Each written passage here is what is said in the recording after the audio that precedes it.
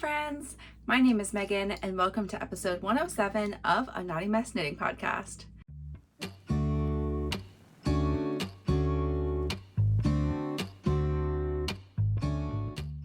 We are mid-August and we have a lot of fun things to talk about. For anyone who is new here, hi, my name is Megan. I live in the Pacific Northwest, just north of Seattle with my husband Mike, our daughter Theo, our dog Winter, and my mom Cindy. And I am a mostly knitter, sometimes crocheter, like quarter time crocheter, probably less than that actually. Yarn spinner, and once a week cross stitcher. I don't really do any other fiber things right now. I have on occasion made a wall hanging or two. I would actually like to use like a rigid, like a small loom and make a wall hanging this year. That would be a fun thing. Anyway, we're here to discuss what I'm wearing, what I've made recently. I don't have any finished objects this week. So it's typically on the agenda, not today. What I'm working on, what I have acquired yarn-wise. I do have one acquisition this week, and what I've been reading. I'm a big reader. I talk about books a lot. I think I might do a book specific video at some point. I'll make sure it's labeled that way so anyone who's not interested knows that.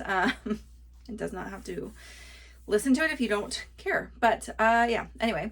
And then I talk about other yarny things. I think this week I might discuss a little bit of change of plans for sort of the rest of this year.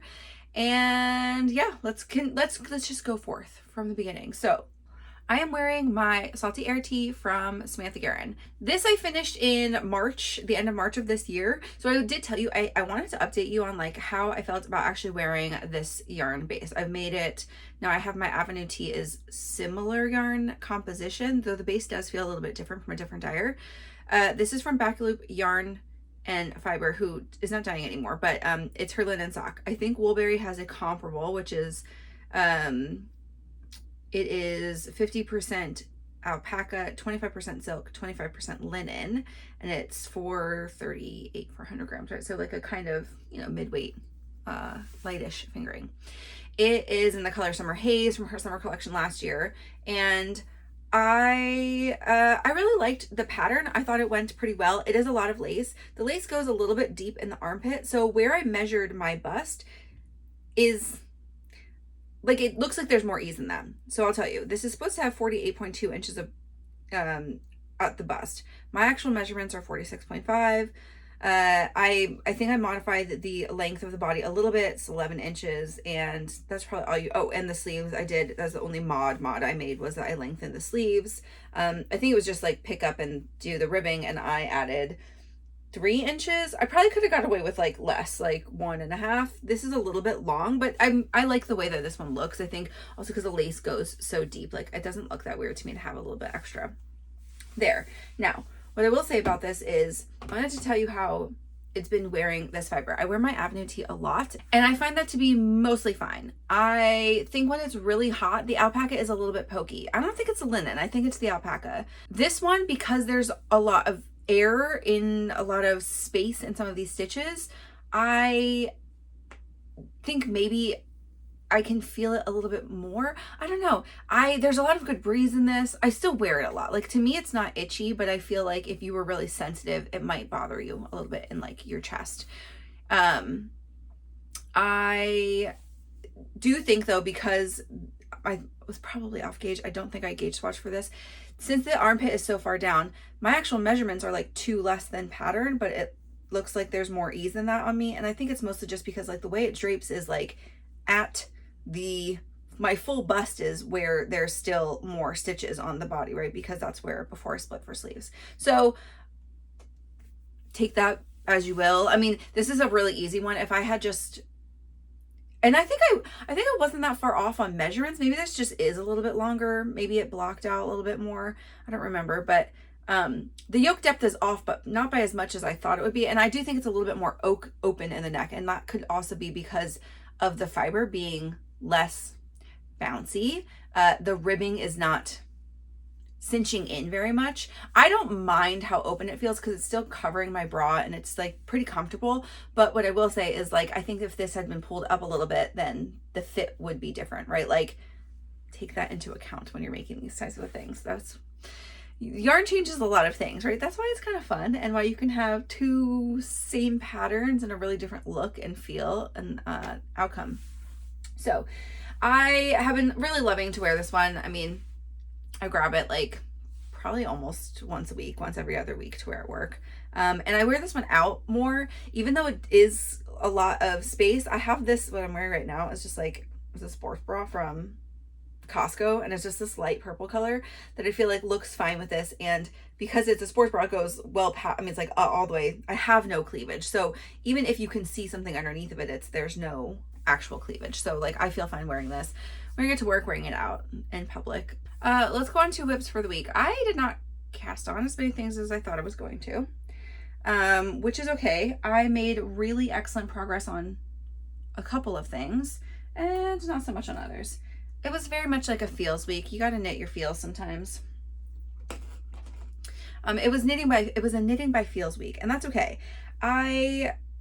It's so sad because I pushed through the hard part of this and then I just didn't pick this up at all until last night.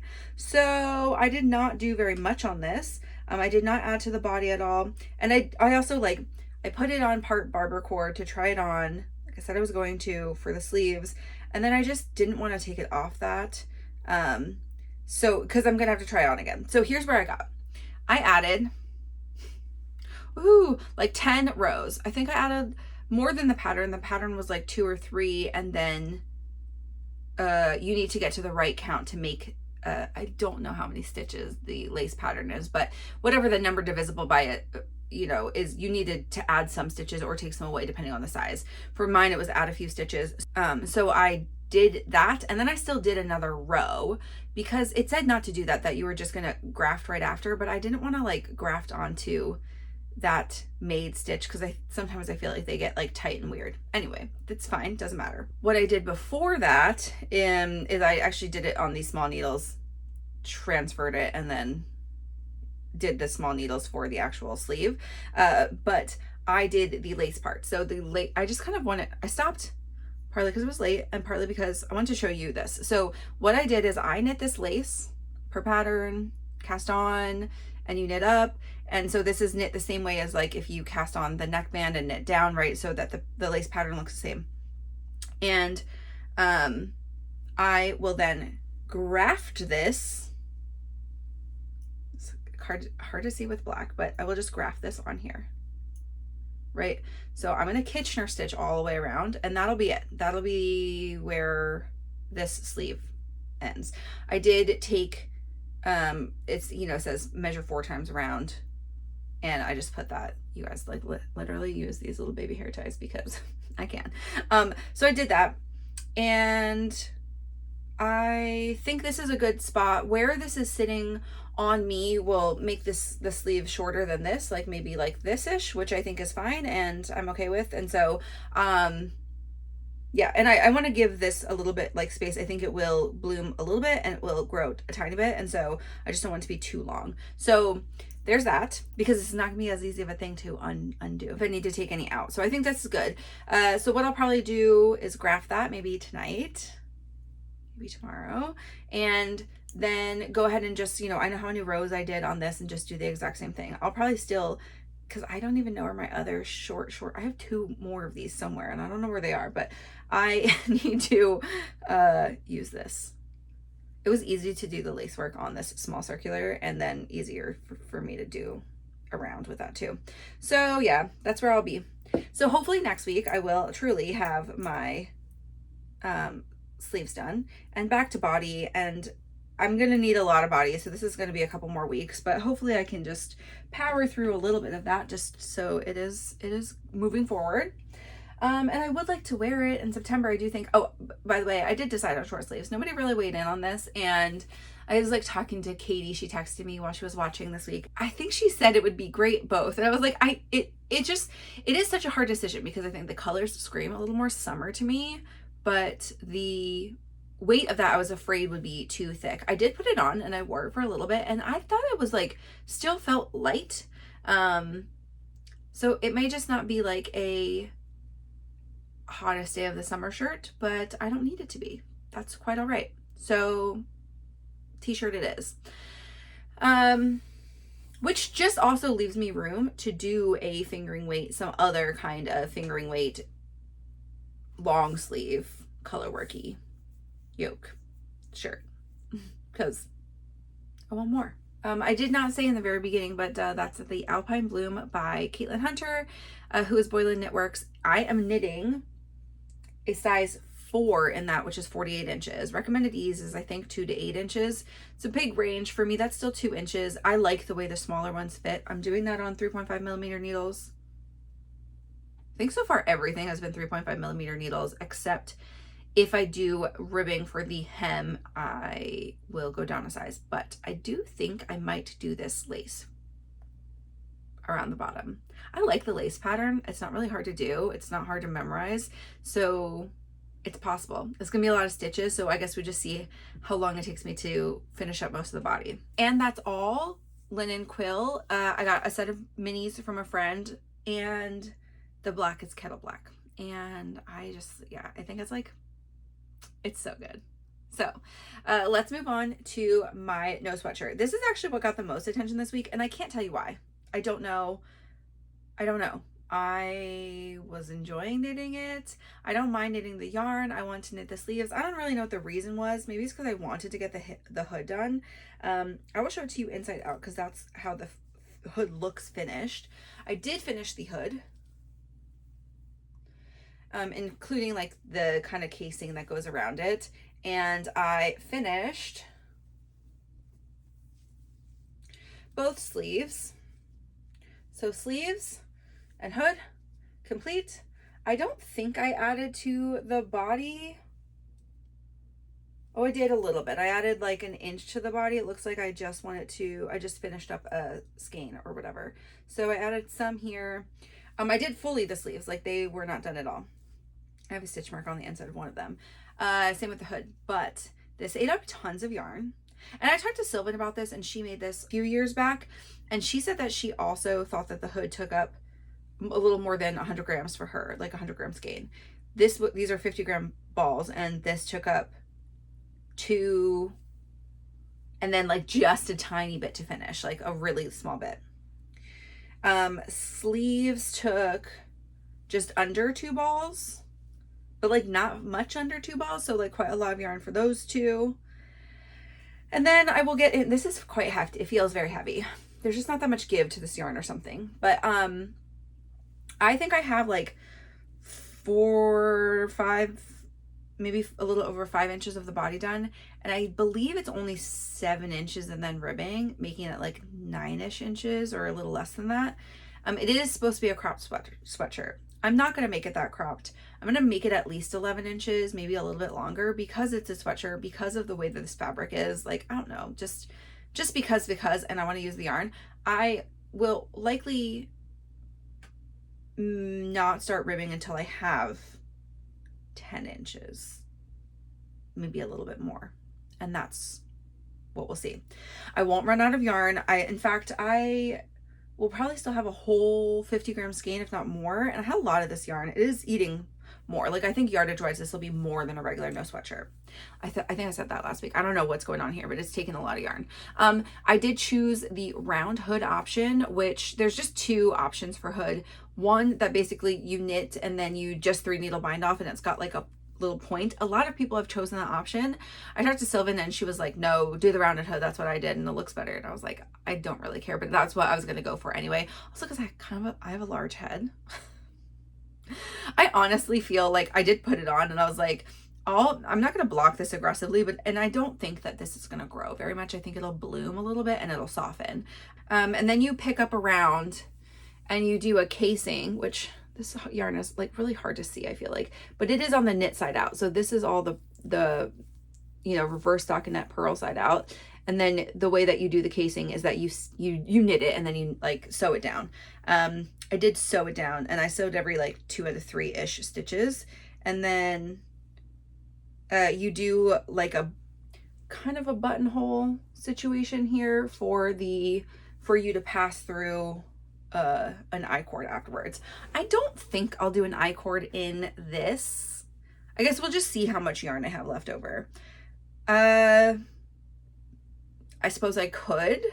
I could also do it in like, I don't know what color would go with this, I guess. If you have any thoughts, let me know. Should I do like a bright color? Should I just do it in this? I could pick like a solid, like silvery color, like hold a fingering double. Yeah, thoughts? I have no idea.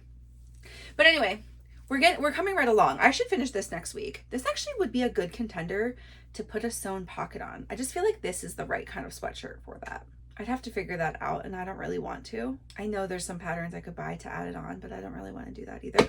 But anyway, this just feels like that kind of sweatshirt. So yeah, we'll see. We'll see.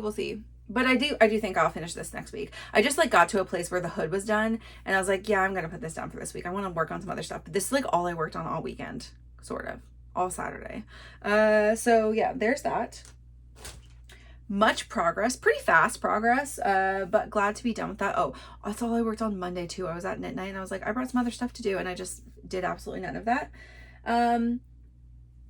I also didn't say at the beginning of that's the No Sweatshirt by Park Williams. I'm gonna do it next time, I swear. Who is Park and Knit on Instagram. It is obviously reverse stockinette sweatshirt. I am doing that in a discontinued yarn from String NYC called Oasis. It is 120 yards for 50 grams, and it is 45% linen, 33% cotton, 11% cashmere, 11% silk. This is a little band for it. And I think I am doing a size 5, which is 51 inches, and I think I'll be a little bit over gauge. I'm pretty close. I use the recommended needle sizes for this, so I think it's 4 millimeters for a lot of things. I think I went down to a 3.5 for the cuffs. Yes. Let's go on to my August socks. So I did not make that much progress on these, so I'm just going to flash them up here. I put little stitch marker guys on here. I feel like this week you could see a little bit more that this skein is kind of having that same thing that's happened to me before. This looks more even on camera actually. Live, this sock looks lighter. Not significantly, but maybe it's just like this whole first part of the toe area looks lighter than this other sock, which is just inside outside of a skein. So that's going to happen. This sock is 2 to 3 rows from where I need to start the increases for the Flegel heel. And this one's like maybe 8. So I was working on these last night. This is actually what I was working on last night on the treadmill. It did come this week, and walking and knitting I can do. It is interesting to do on a treadmill where you have to like stay in line and not be like looking. I can't be like looking at my feet. I'm like, actually, and I was looking at this more than I was because of socks, like, and 2x2 rib. I have to look at it more than like if I was doing something that's in stockinette. It was interesting. Also, I was like, my elbows are sweaty. Mike was laughing at me. But yeah, so these will maybe get some more work on the treadmill this week until I get to a part where I have to like use a pin or think really hard. But yeah, I got a lot done last night on these. I'm not where I wanted to be. I wanted the heels to be done this week so that I could actually finish them by the end of the month. And a month is like 10 days away. So I've got a lot of work to do, but I mean, honestly, if I really just concentrate on these, it's not that bad. They've got a lot of good switch. Sorry, these are the DRK Everyday Sock by Andrew Mowry. This is my first time doing this. It's a toe-up Flegel heel. I've done a toe-up Flegel heel before for my mother-in-law from a pattern from Summer Lee. So I thought I would try this one. For my father-in-law, this is part of my year of socks, where I'm trying to complete one sock from stash yarn every month to mostly as gifts for family. I think like 9 out of 12 months were gifts for family. So and mostly Mike's family. So we're just zipping right along. Let's go to my crosshatch. I did actually really good work on this week. Surprisingly, I need to send a picture to Emily as her motivation, but I got a lot done. I probably did, I think like 12 inches, which, I mean, let me show you. It is significant.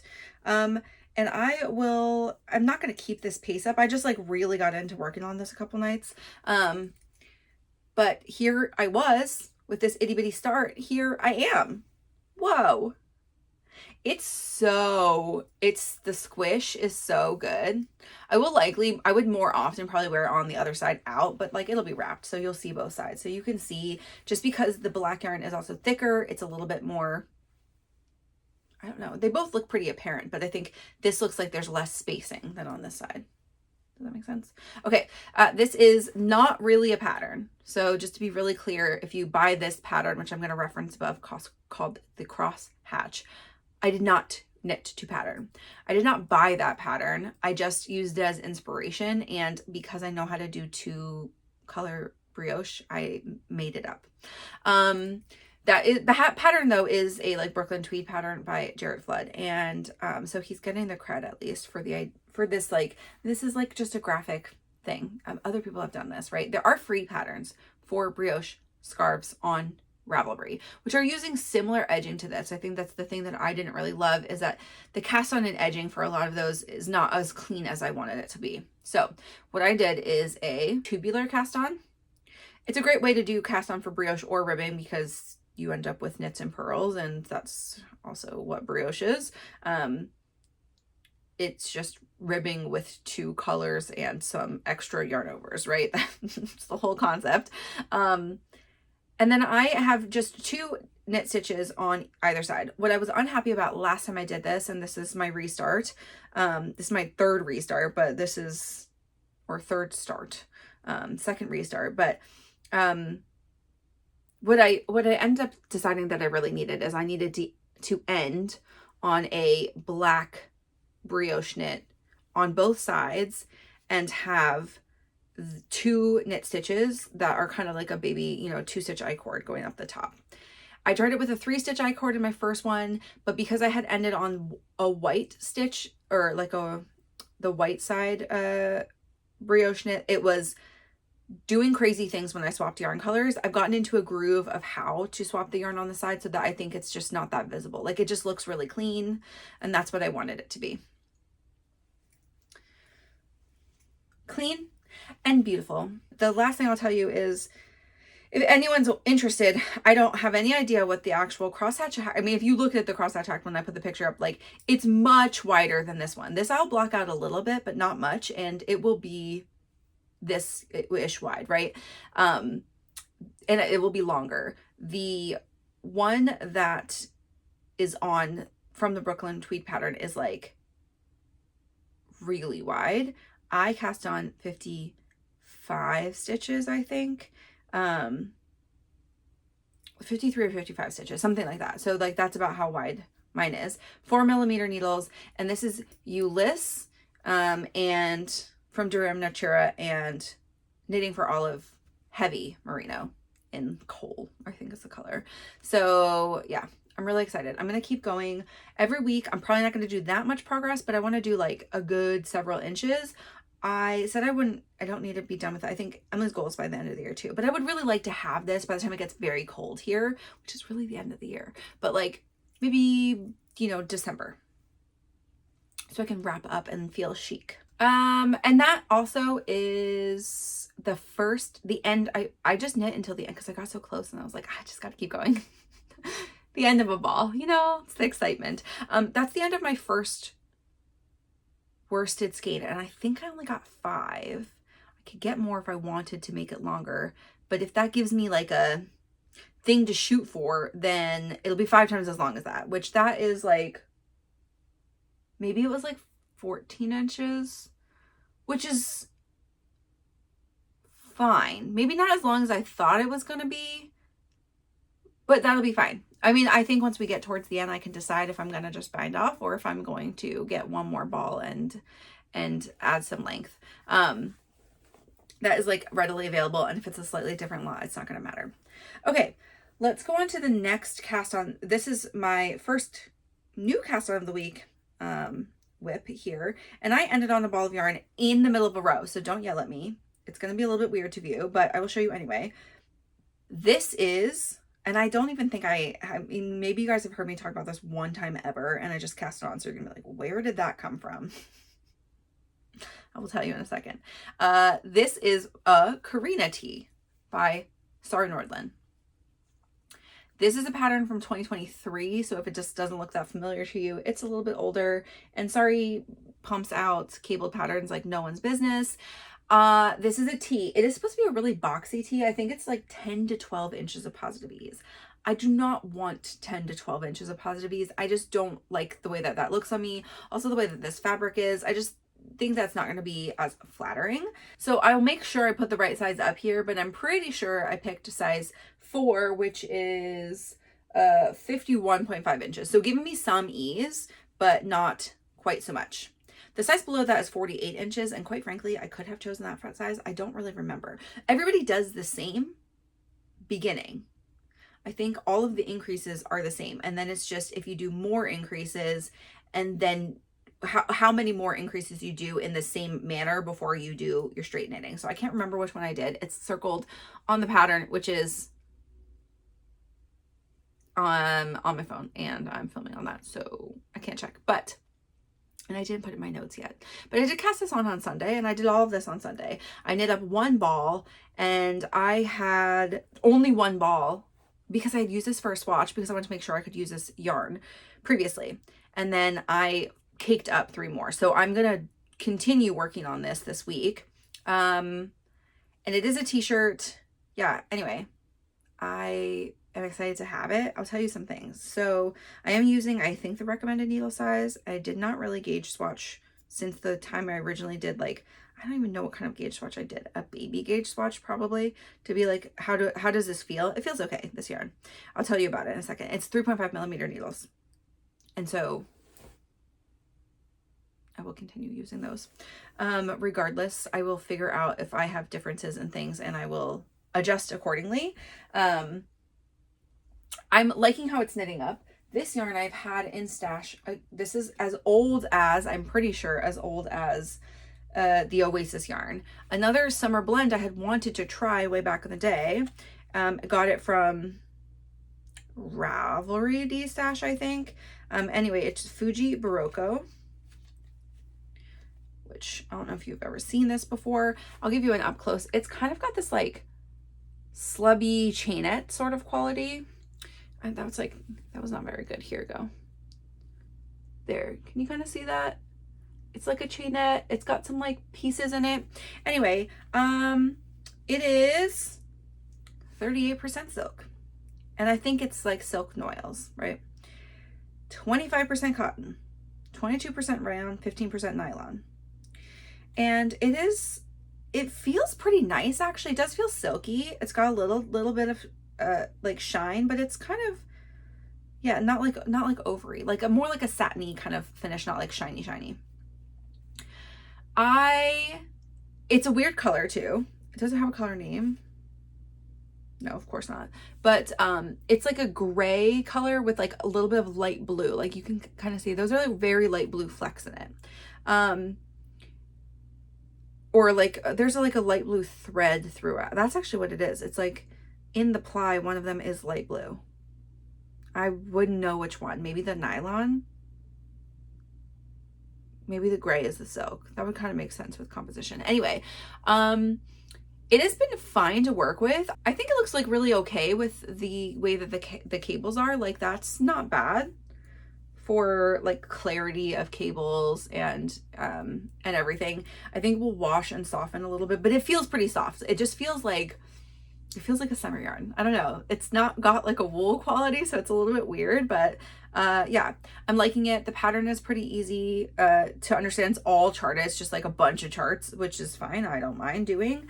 And so I would love just to use this yarn. So I have been, yeah, let's talk about that part now. I don't have a spin update. I did cast on this, or I did start spinning up the second of my red, that Falling Leaves from Back Loop Yarn Co, but it's like a half a bobbin, and you've already seen that color, so I'm not going to show you, and I don't want to pull it off the wheel. But I have been thinking about my yarn and project priorities and purchasing. As we do, just things I think about. But part of it is that I have a lot of yarn and I have a lot of projects picked out because I did my freeform earlier this year, and the freeform is great. And I have been updating it and moving things around. And maybe at the end of this quarter, I'll give you like an update of reprioritization, like things have swapped spaces a lot.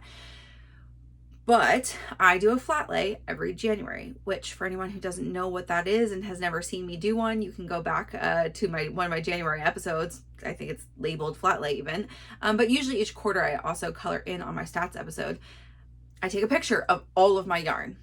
This plus some stuff you don't see regularly. And there's more below this, right? So this is like floor to ceiling-ish shelves. I've got some other things on the right side, like all my nudidin and other things that you can't see. So I take a picture of everything that I'm counting pretty much in my stats sheet other than scraps, because that would be too chaotic. And I put them all together, including the WIPs that are on the needles as of whatever day I do this in January. And then I take a picture of it, and then throughout the year I color it in. Part of this is to get some gratification with coloring something, and I do love it's like crossing something off on a list. That's very nice. Part of it is a really great color visual of what I have, what I feel like I want to use. It gets me excited about the yarn. Part of it is to reorganize, which I do every year. I do it sometimes more than once a year. I haven't done it recently. I think not since I moved this over. I'm feeling happy with how it looks right now. And so I may just reorg right back into this, or I may do some other stuff. But I started doing this, the first time was not this January, but last. And so I have a friend, Katie, who I think she did her first, I don't know when they did their first one, 2019, 2020, but from her, maybe it was 2019, because I think like one of her goals last year was to use everything left, use or get rid of everything left over from 2019. Like that's old enough yarn that she wanted to use it. I have all of my yarn tracked in my Monday board also, so I know how old things are. Like I have dates for nearly everything, even though I didn't start that tracker until like right before I started the podcast, which was 2 years ago. So anywho, I've been going back through, and there are just some things that I'm sick of looking at, and I want to have the thing, and so I'm just going to use the yarn. That was a little bit the Oasis, also because I did put that on my Make 9. That was the impetus for pushing the Kaarina up, because I just was like, that's some summer yarn that is affordable, so I can tell you guys how my thoughts and feelings about it. That is also something I've just had for a long time, and I might as well use it, right?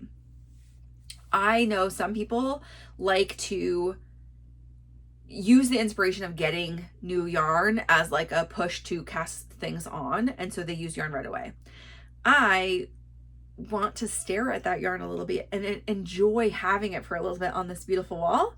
And so cycling out like more like first in, next out sort of thing. So like the last in is not the first thing that comes out. Do you know what I mean? So yeah, just shuffling things around for sure. So that's given me a little bit of a reprioritization, just picking a couple of things that I just no longer want to photograph. That's really it, is I don't want them in the photo come next January.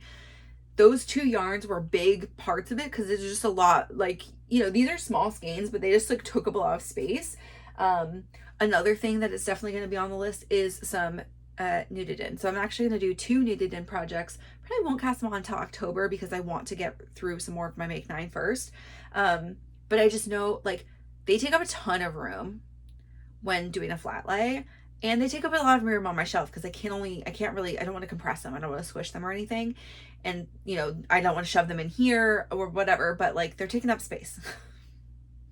So I'm going to get rid of them.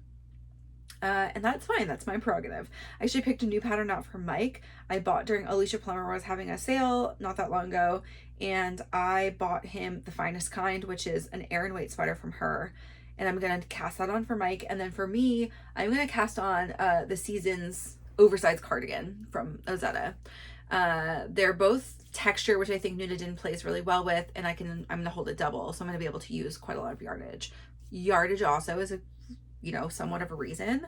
I haven't got myself motivated enough yet, but I really do want to cast on a blanket. I know, y'all, it's already August, but I think I'd like to cast on a blanket by September. So first, so I need to get myself in order a little bit. Two things need to happen before I do that. I have bare yarn for that. It'll be a Stella quilt blanket. I was gonna call it a quilt, not a quilt. Stella quilt blanket. There are like, I have the expansion pack too, so I'm gonna like play around a little bit with the chart to see if I want to do what, just what I want to do. I may do more of the full colored squares to let my yarn, my bare yarn, go a little bit further, because I have a lot of scraps, everybody. Now that I did my sea glass, that was part of my pause because I wanted a very specific palette for my sea glass. But doing the snake, like, I use less than 2 grams per stripe. It's not cutting into my scraps that much as we would think, everybody. It's really just not. And also I'm spreading it across so many different colors. So I do want to go in. I want to make one for Theo also, but she's still not in a big girl bed. And so I'm not in a rush to get hers done, and I'd rather prioritize getting the big blanket done first. So I just need to draw in and pick out some color paletting. That'll be like a weekend while she's napping day where I can just be in my office and make a big mess on the floor and pick colors and do some other things. Okay, that's one thing. The second thing that needs to happen is before I cast that on, I need to start Theo's pieced next, like, gift knit. That's the other thing. And I'm gonna give myself a little bit of a break. I was gonna cast on another gift knit, but I did not do that, as we talked about this week. I also didn't cast on my Scorn sweater, but I have until November to finish that. I'm not gonna wait till the end. I will cast on in the next couple of weeks, but I would like to kind of keep the number of projects I have right now. It feels like I can get stuff done on all of them without feeling panicked. So I'm going to keep this pace a little bit, but I do have another small animal I want to cast on. So that's like taking up my sock needles. So I kind of have to figure out what I want to do for that and the next sock that's supposed to be cast on, if I go all the way till the end of the month for this, which it seems like I am going to. So just kind of things I'm thinking about, getting some bigger projects done, stuff out of the flat lay picture to have like fully turned over flat lay picture. That's kind of fun. Yeah, that's a little bit of the goal right now. Picking out old things I want to use because I want to have them, and keeping up with my Make 9. And I know I think I said this last week, but I do have a plan or a goal in mind for flock next year. I would like to use all of the yarn in projects, not every gram or whatever, in projects from 2023 flock. It's my first flock I went to. I bought decreasing amounts of yarn every year since then, but I bought quite a lot of yarn. I have, I think, 4 projects I need to cast on for that. That's a lot, considering I also want to use yarn from 2024, which I've used 0 skeins from. I've already got 2 caked from this year. I'll have that project completely done, well before flock next year. So I'm going to sprinkle those in. Some of those will likely make it to a Make 9 next year for me, so that I prioritize and get them done earlier in the year. And then I sort of have thought the same thing for Rose City and EKF. I do buy quite a lot of yarn during both of those events, so also keeping that in mind. I've only gone to 2, so maybe we make it a priority for next year. Give myself like a lapse of just 2 years, not everything from last year or the year before. That's 2 years even. That's giving myself a lot of grace. Essentially, I need to start using some of the stuff that I've bought in person, just so that I know I'm making good plans in person. I think about, you just get sucked in a different way for buying. Like, I'll often go with projects like the things I bought yarn for this time. I absolutely were on like the short list of a couple projects I wanted to buy for. There were a couple other projects I didn't buy yarn for that I was like, oh, if I find a fingering weight summer blend that I really love in a color I really love, I'll get it for the Checker Plate tee from Lily Kate, which is the lace version of the Checker Plate sweater. I have not bought the pattern yet, but I will buy it whenever I'm ready for it because I loved the construction of the sweater. Doing that as a sample, want to make the tee, right? But like the alder was on my list for a long time. But I just like, you get sucked in sometimes with the color and like other things. And I'm like, do I love this as much once I get home? When I buy pre-order stuff, I've got weeks usually ahead of time to think about what I'm going to buy. And I don't often make snap decisions. So I feel it's a little bit different for those things. But yeah, I don't know. We'll see. Let's go through the last project. Sorry, that was like a side moment. But I want to go through the last project to talk about, which is my book snake. Do you want to see the full length? This is a long snake. He is very cute. Unnamed book snake. I added 12 maybe this week. So let's go over what they are. I have 12 more. I think I added 12 because I have 12 more until the end of Q2. So, you know, this much more length, and then we're done half the year. I imagine, I actually have no idea. Because our summer was kind of busy, I feel like the fall maybe I'll knit more, but also we have some like family stuff going on. We've got a lot of birthdays in the fall around here and that kind of thing. So maybe I'll knit less, who knows? But, or read less. But this is, for anyone who's new, a pattern by Han Lee, and the book snake is a originally her design was a genre card, like a temperature blanket or something. You pick, you know, your 6 genres or whatever you read, and each of them gets assigned a color, and every book that you read, you just do it by genre. I read 2 to 3 genres if we're being really generous, so I decided to do by book cover. So let's revisit where we were. We had ended with something, one of the Kindred saga books, Kindred's Curse saga. So here, okay, we're into the middle of May here. So the first book is one I found kind of hard to pick because there's a lot of color in the cover. This is Swift and Saddled from Rebel Blue Ranch by Lila Sage, number 2. Then I actually just wanted the tonal for the next one, which was the third of the Rebel Blue Ranch series called Lost and Lassoed, also by Lila Sage, obviously. And this one is, I thought it was like kind of the green in the background of the nighttime. I have Out of the Woods by Hannah Bonham Young. And I thought that was just like a good wooded representation. I have 2 variegated green skeins that are very close to each other that were like also, I think from Katie. Actually, maybe these were ones I bought from a D-stash. Anyway, they're just minis. And one of them has more blue than the other, has like a little bit of blue, but they have like really similar green tones. Anyway, so I thought that was like the woods and a little bit of the sky. Okay. Then we have Lights Out by Nevessa Allen. I think this one's really good. It's a good marl, just black and blue, which is the first of the Into Darkness series. Then I've got Tart, which I went with like her apron color. This is a little bit variegation, but I think that it just gives you the depth of the apron. And then that's by Lauren Dane. And that's like her Bainbridge Island Delicious series, like friend group. And then this one is from Lush, which is also in that series, just number 3. Okay. Then we have, actually, I thought this one was kind of hard to decide what I wanted to do. I looked at it for a while, but this is for Kiss of the Basilisk.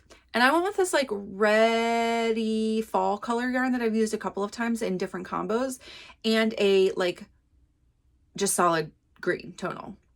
And I thought that this, because there's a lot of green foliage, like dark green foliage in it, and there's like red, plus the bottom of it is like fruit. So I thought that this was like the red and like the different tones just is not her skin tone, right? Then we have Laid Bare, and this series is also Lauren Dane, and this is a Brown family, so it's like connected to the Delicious series. They're also in Seattle, more on the Seattle side of the water though. And this is like kind of her tattoo color. There are a couple of covers for this. The audio or the digital book covers is what I went for the series. And I might not stick to that because I actually haven't even finished that series. This one is Girl Abroad by Elle Kennedy, which I thought was just like nice. There's a lot of blues and like the red and a lot of white in it too. So this is Lucy in the Sky from my mom's tea. And then this one here, I thought it was a pretty good color. I actually think that this might be a sport weight yarn because I held it double and it feels like you can see that it looks a little thicker than the other stripes around it. With stuffing, it'll be fine. I've done that before, but this is Emily Wild's Compendium of Lost Tales, which is the third of the Emily Wild, I don't know if it's a trilogy, I think it might be over, by Heather Fawcett. And which that is a really fun series. I wish I had read them. I read them as they came out, and that's a series I wish I had read all at once because there's a lot of like terminology you have to be reminded of, and she does a pretty good job of just throwing you back in, not giving you an ad nauseum recap of what's going on, which I appreciate, but also maybe needed a little bit more of. I did go back, I think, and like I like looked up like a spoiler to like review to be like, what happened? Okay, then this one is Coming Undone, and there's a lot more neon in this color combo than like maybe the title, but I feel like little tattoo image on the side is really bright. This like highlighter color, so that's what I used. And then the orange, this is A Curse Carved in Bone. Okay, I debated on this one too because I had a little bit left of Pike Place, and Pike Place would have been really close to the like words on the title for this one, but I decided that I wanted to kind of capture like more of the background of this, and the background has like wood and her blonde hair and then the elements of the orange. So I just went with this orangey color. It was an interesting choice. Maybe not my best match, but that's the vibe. It's the vibe. So that's where we are. So we are now, that book was June 5th. So we're into, that's when I finished it. So we're into June. We're going to finish June out next week, hopefully. Maybe a little bit more if I can. We'll see. I've just been doing a couple a day and that has been okay. I actually think if I maybe work on this a little bit when I edit tonight, I'll be able to get like 5 or 6 done without thinking about it, and that would help with the numbers. I would like to catch up so that when we do books, I can actually just do that as my last segment, at least in Q for the rest of the year. Starting in September would be nice. So that's a weird goal, but that's a goal I have. So I actually do have one acquisition this week, and it is something I got on D-Stash. Yes, we just had flock. Yes, I just said I have a lot of yarn. Understand that. I understand that. But this was on the D-Stash server and it was a good deal, and I'm in love with this color and I couldn't pass it up. So I got a sweater quantity of this, which I do have some of and have not used yet, but I really love the feel of. It's really, really, really, really soft. It is the Sunday Morning DK from Sonder Yarn Co. They are a Canadian brand. It's 75% BFL and 25% Masham. It is sold at La Mercerie, just in case somebody, like, you want a place where you can get it here in the States. This one is called Dream State, the color. And it is a DK, as the title would tell you. It's 245 meters, 268 yards for 100 grams. And it's just a little bit, the spin is pretty open, so I think it'll compress a lot if you wanted to use it almost as like a sport weight, but you can use it as a DK, obviously. That's more of the intention. And I've just seen like a lot of this be used in a lot of great patterns. I think it would be really great for a cable or textured knit. I don't have a plan for it. It was enough skein, or it's enough yardage for a lot of sweaters for me, so I just bought it. And it's just like it's just the color is it's everything. It's so good.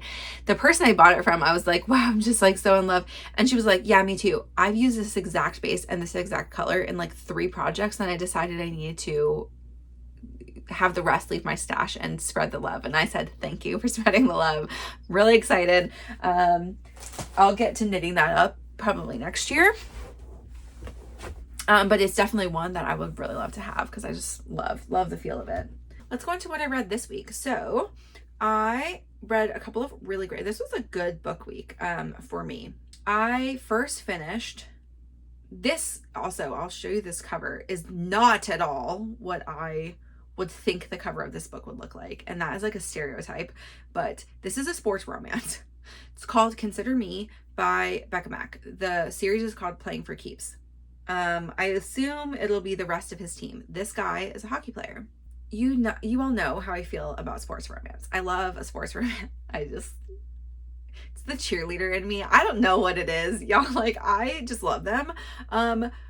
Generally way more than like an alpha billionaire thing, because they're often well off. These are professional athletes a lot of the time, right? And like, they've got money, but they're also not just like the weird, like, not nice boss man thing about it, right? Like, they're guys who like work hard and, you know, enjoy the life or whatever, but like reform for their ladies, and I'm here for it. This one is about, though, a hockey player named Carter who essentially just gets rejected by Olivia, and which is his best friend's fiance's best friend, right? So these are like group friends, and that obviously means he needs to try hard to win her over. And he grows up during this.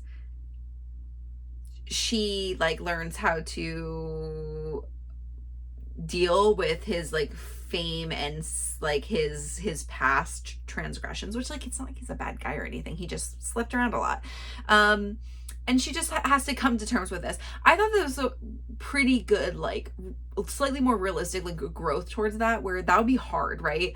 And like the building trust and other things. The major issue I kind of saw coming, but I also do think it made me cry. Like, I was just like torn up for both of them because it was just not good on either side. Anyway, it was good. I'm gonna read more from that series. I just got a ton of stuff from the library this week, so I didn't pick anything else up. But I liked the other side characters. I really hope the next book is like about Adam, because I feel like he needs a win. But okay, the next book I read was Made for Each Other by Lynn Painter. This is, I think, maybe in the universe or whatever, standalone still, but goes with the vibes of her Happily Never After book. This one was a dual, I don't tell you guys this all the time, but this is a dual, like a duet narration, and part of it is Teddy Hamilton. You know I love Teddy Hamilton, so it was a good read for me. Essentially, there is it's like a millionaire and a house cleaner are a match made in heaven, right? This is the what it says on the like little blurb or whatever. Think of Maid who accidentally gets caught at the house of someone she's cleaning, and in a circumstance that's not great for her, and like not promiscuous or anything, like just a circumstance that is not great for her, and the happens to share a name with the fake girlfriend of the millionaire who's been telling people that he has a girlfriend. So it was interesting. These are very fun, kind of happy, like good banter, not so smutty. I mean, there's a little bit, but like not really, and like just overall like fun relationship character moments. And so I would say read it if that sounds like your vibe. Okay, the next book I read was This Summer Will Be Different. This is Carley Fortune. You guys, I'm just giving her all the chances. This is book number 3. I actually liked this one. Okay, these are standalone books.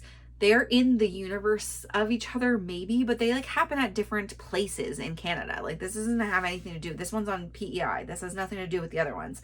But like, I guess the vibes are similar. Anyway, I enjoyed this one more than the other two. My rank would be this one than the last one I read, which was whatever the second one is that she published, and then the first one, which I really just don't recommend you read. Even though I think the 4th book has to do with the brother from the first book, so that you would need the context of, and I'm gonna read it probably, but I also am gonna resentfully read it. So that's my own problem. Let me do it. But this one is about a like a girl who I can't tell you all the things because that's gonna totally ruin the first shock value. But anyway, a girl who goes to PEI every summer to like as a vacation spot because her best friend is from there, and it's just it's like over 5 years. Okay, Carley Fortune, apparently her thing is to write this in time, back in time, this time, back in time. I don't like to read. I don't think that that is like, and all of your books should not have the same device used. Like, do something different. They're all different in timing and why and how the story is told, but I don't love it. Okay, it's not my favorite thing. I think the first meeting, maybe that's kind of fun to be like, what, instead of just like a memory from either of them. Do you know what I mean? It's just a device I don't love. Okay, but this one I did like. Okay, the next book is something I finished with my eyeballs. And this book is called On Wings of Blood. This is the first of the Bloodwing Academy books by Briar Boleyn. This is my first of Briar Boleyn books. I liked it. I feel medium good about finishing or reading the next in the series. I want to know what happens next in the series. This is essentially like, this is one maybe I just got too hyped to me over Bookstagram, but it's got recommended by like everybody that I like follow on Bookstagram. Anyway, it is about a girl who has just sacrificed herself in her own world and wakes up suddenly in another world or another land, question mark, we're not sure. And she's a half fae. She no longer has her fae powers. She wakes up on a pile of bodies. Like, what is happening? What is going on? It was a very bizarre beginning of a book. Anyway, she gets found by a vampire prince, and she does not know what a vampire is, has never met a vampire in her life, does not know what's going on, has no notion of the rules of the land. So it's one of those where you start learning from her limited perspective. And it's a land where vampires are the ruling class. And I mean, that's really all I have to know about it. Oh, and she has some distinct qualities, her fae qualities, that make people believe, including her red hair, because vampires are all blonde in this, and the humans are all brown hair, and she has red hair, and the only one, and so she stands out for that reason. And then she has pointy ears, and they decide she has dragon rider blood, and dragons used to be a thing but haven't been seen in centuries, all died off or something. We don't really know. All of the things that got killed off, they're temperamental, who knows. So obviously, that might come into play, and it's just a lot of stuff going on. It was pretty good. It's an academy book. Like, they're at Bloodwing Academy during this. They are adult, I think more like college age kids. They're not small preteens. It's sort of a war college. And she it gets tied to this dragon prince at the beginning and is resentful. Well, everybody's resentful. It was pretty good. There's like a lot of angst in it. There's not really much smut. I don't know. I medium enjoyed it. Like I said, I don't really know why it has so much hype. Like, it's fine, but I don't know why it's so hyped. So there's my perspective. Okay, so I read a lot of books. There were five this week. Okay, I just finished this one last night. I could not put it down. I couldn't put it down. It was so good. I needed to take a couple mental breaks, actually, because I was like, this is like a little heavier, but also just like, it was so amazing. Okay, this is called Blood over Brighthaven. This is a book by M.L. Wang. I have not read anything else by M.L. Wang. I know the Sword of Kagan or Kagan, or I don't know how to say it, is also one that's a standalone. This is a standalone fantasy book. This is not a romantasy. There is like very little non-existent romance in this. It is about... Oh, it's so good. I'm not going to give anything away. I did tell Mike this. I was like, this, I feel like would turn into a fantastic movie. Just like the visuals, the way that the land works, the way that the magic works would be so, or like a limited series. This is it. There is no expansion, which I kind of love. But I will give you a little synopsis. Okay, so there is a like capital city that is protected from a harsh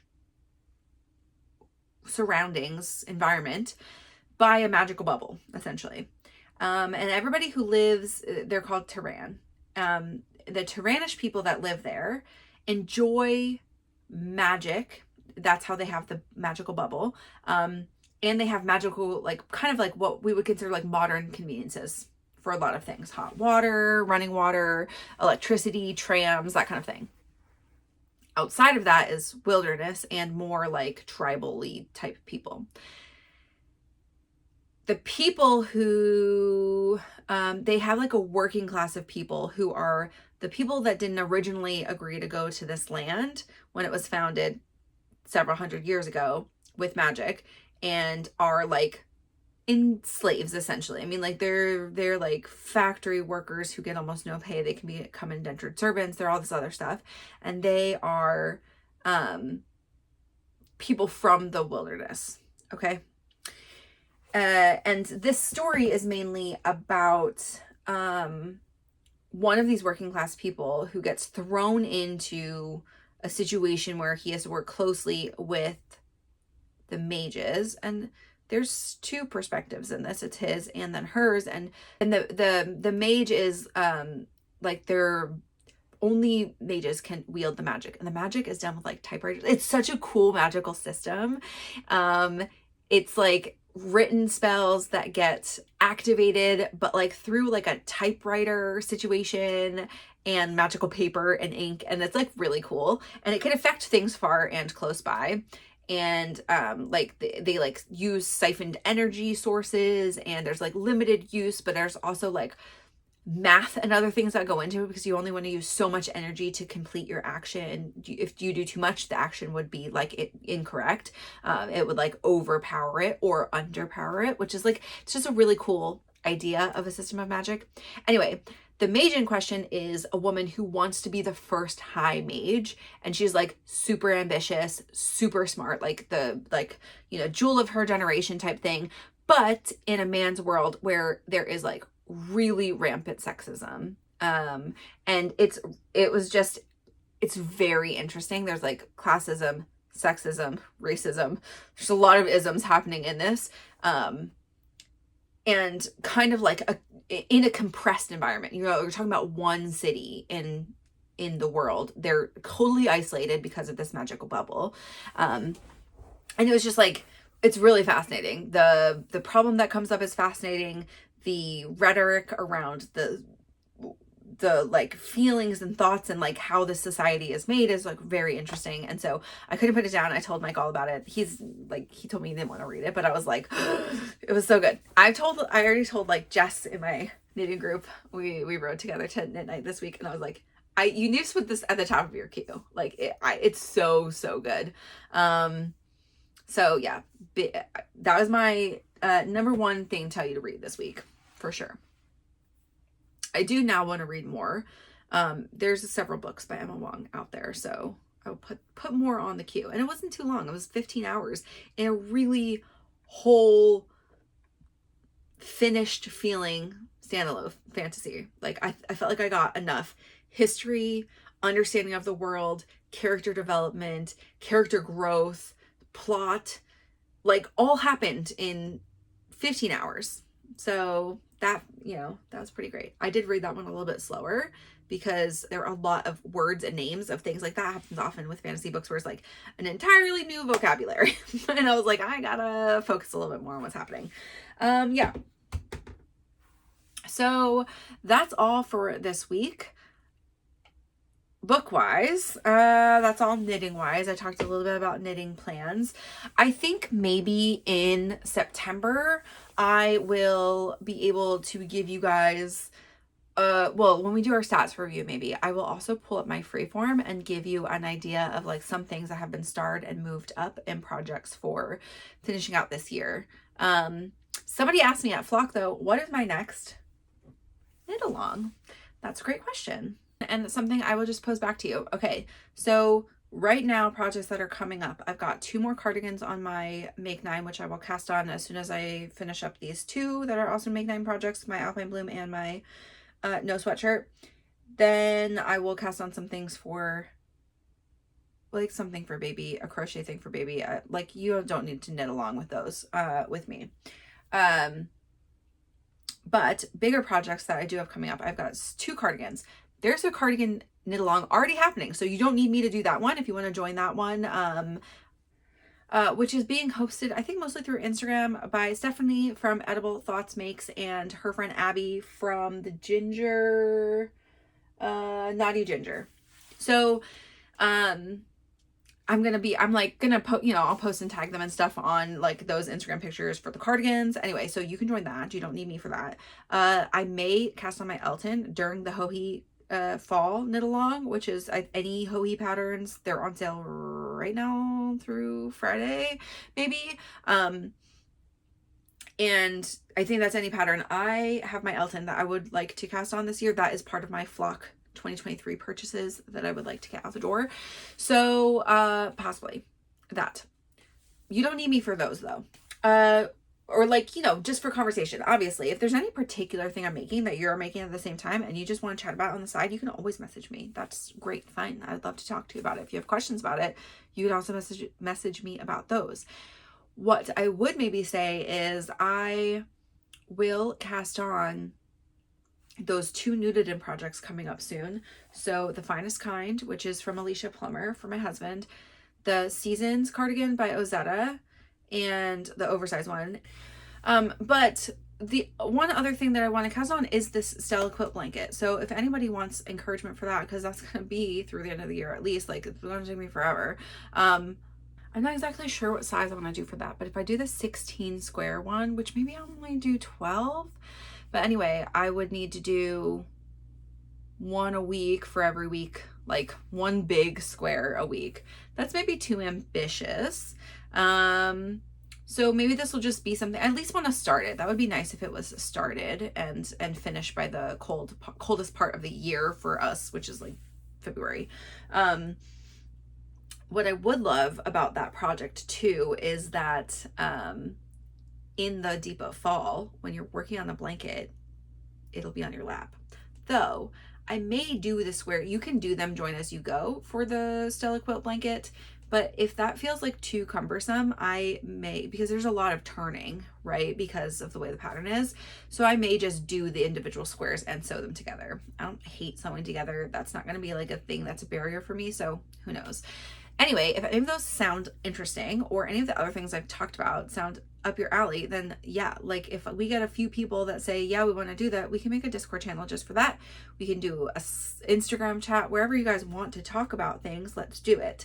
I will post in the Discord though this weekend, probably have to talk to Mike, a couple of possible dates for our next knit chat, fiber chat, whatever we want to call it, where we just get together and stitch and chat and share projects and just, it's just like a nice time to connect with friends.